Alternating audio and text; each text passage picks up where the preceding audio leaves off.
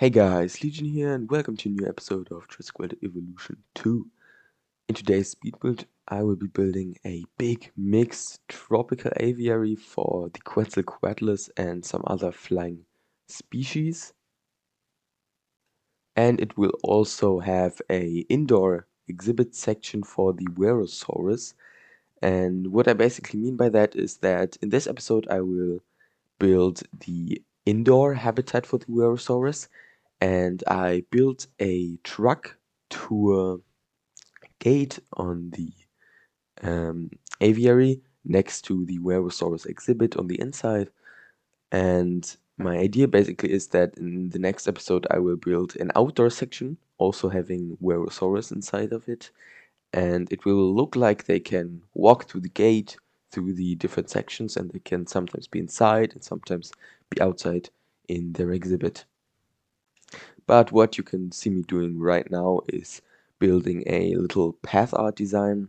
It's basically a circle with two different colors going from the inside to the outside. I don't really know how to describe it, but it was inspired by a design I saw on a YouTube thumbnail. I don't really remember the video, I didn't watch it, I just saw the thumbnail, and that sort of inspired me to build like a circular path art design.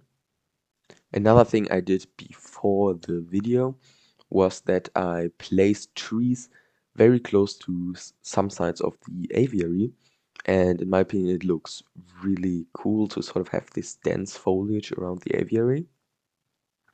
And another idea was to use those cages that you have in the, I think it's the DFW set, maybe it's actually the Jurassic World Fallen Kingdom set. It's the cage where the Indoraptor was in the movie, but definitely a cool piece because you can use that cage to sort of build walk-through tunnels in the aviary for the guests.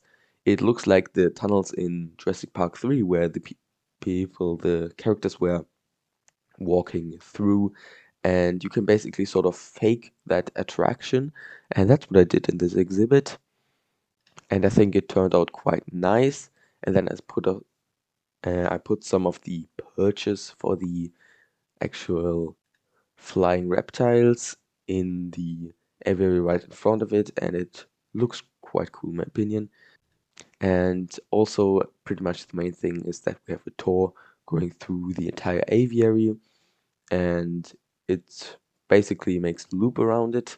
It also crosses the path in front of the viewing gallery for the aviary, which I always think is quite cool. I like utilizing those crosses in the path, which is a new feature actually in Jurassic World Evolution 2. We didn't have that in the previous game, I'm pretty sure.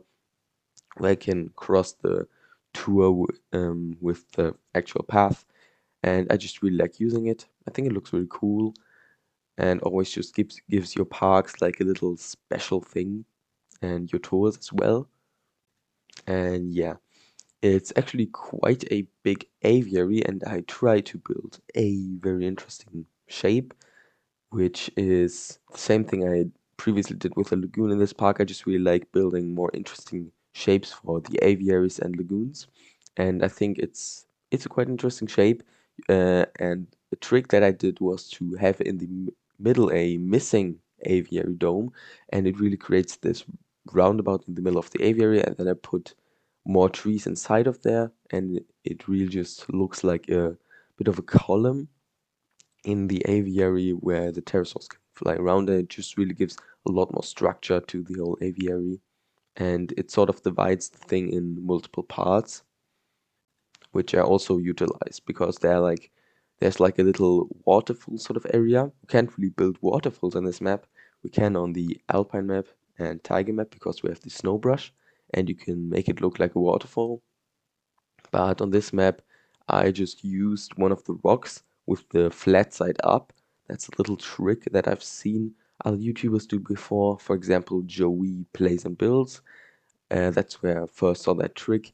And you basically take one of the tropical rocks and turn it in such a way that the flat side of the rock actually faces upwards, and I think if you put that on a mountain, like on the side of an elevation, it makes it sort of look like a cascading waterfall just without the water. And that's basically what I did there. I can't really do anything about the water because we don't have that in the game. And yeah, I definitely think it would be very cool if we could get waterfalls at some point in the game.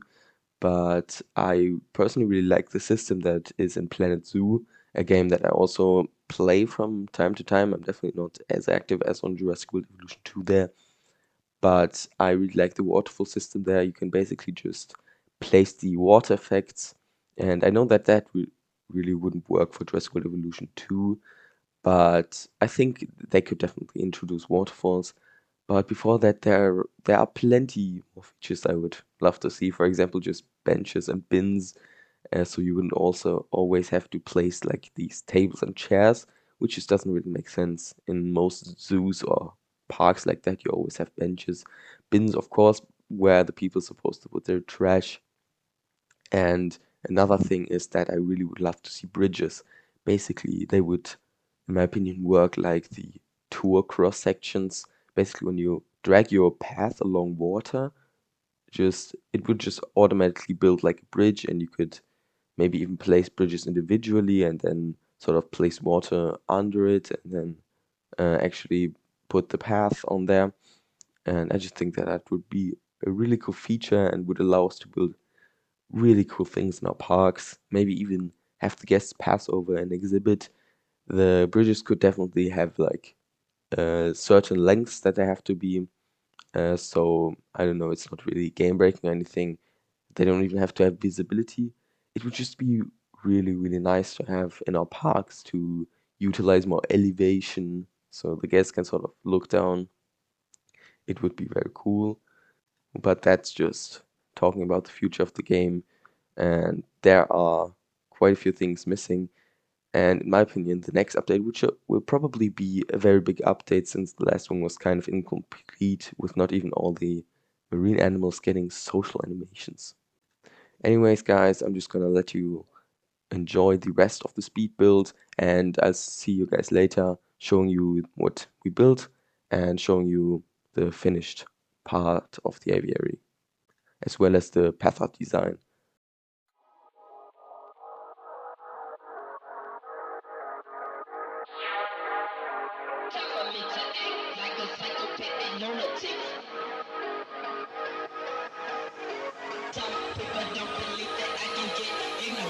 I'm gonna cock my nine, my mother.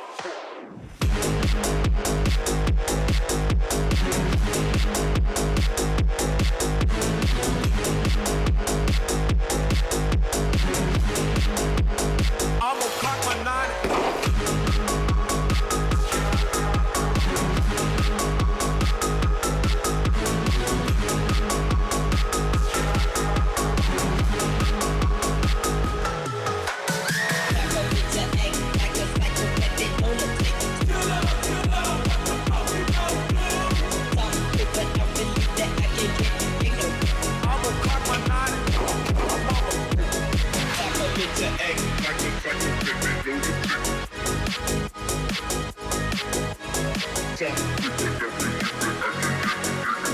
I'm gonna cock my nine, my mother.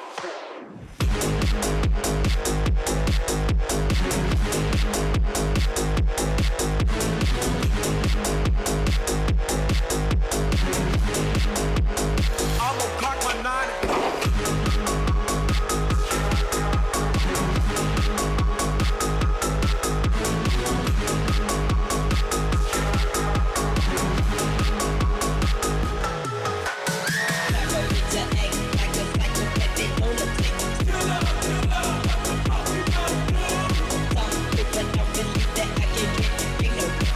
gonna cock my nine, my mother.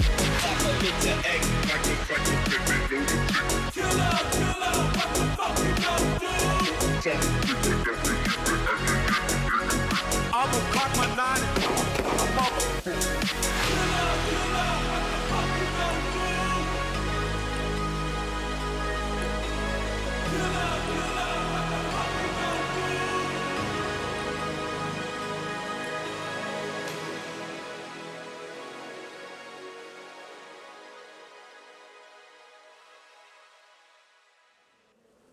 And welcome back to the real-time part of today's video, where I'll be showing you what we just built. First, we have this sort of path that I built to connect the two areas from the two last episodes, being this one and the previous one with the Dreadnoughts exhibit.